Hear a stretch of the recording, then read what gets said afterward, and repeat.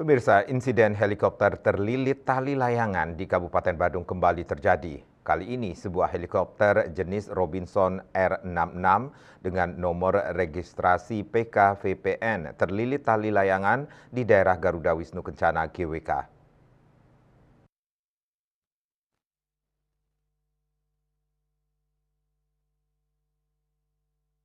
Kepala Kantor Otoritas Bandar Udara Wilayah 4 Agustinus Budi Hartono membenarkan pukul 9.46 WITA helikopter tersebut mengalami insiden di area GWK. Pesawat membawa 2 penumpang. Beruntung seluruh awak dan penumpang helikopter dilaporkan selamat. Pihaknya sudah langsung melaporkan kepada penjabat gubernur Grup Komunikasi Satgas Pengendali Layang-Layang WAG dan kemudian ditindaklanjuti oleh Kepala Dinas Perhubungan Provinsi Bali dengan melaksanakan penertiban bersama dengan Kepala Satuan Polisi Pamong Praja Satpol PP Provinsi Bali.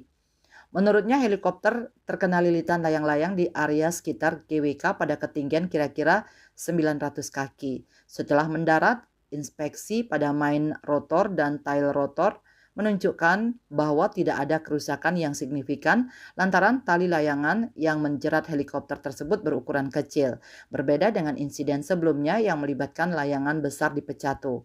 Namun insiden ini menambah daftar panjang masalah helikopter yang terjerat tali layangan. Di sisi lain, Satpol PP Kabupaten Badung melalui BKO Kuta Selatan melakukan pemantauan layang-layang di kawasan udara GWK. Hal ini sebagai respon atas laporan terkait helikopter PKVPN yang terjerat tali layangan pada bagian baling-baling pesawat. Dari hasil pemantauan lapangan, petugas tidak menemukan adanya aktivitas bermain layang-layang di lokasi sekitar.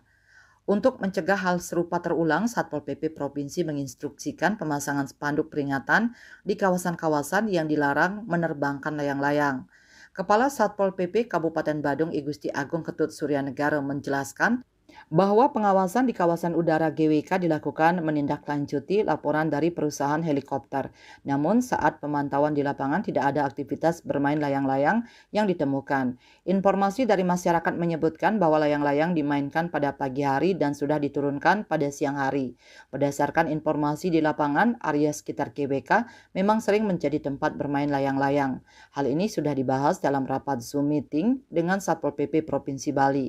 Dalam rapat tersebut disimpulkan bahwa perlu memperbanyak spanduk peringatan di kawasan-kawasan yang dilarang menaikkan layang-layang. Parwata Bali Pos melaporkan.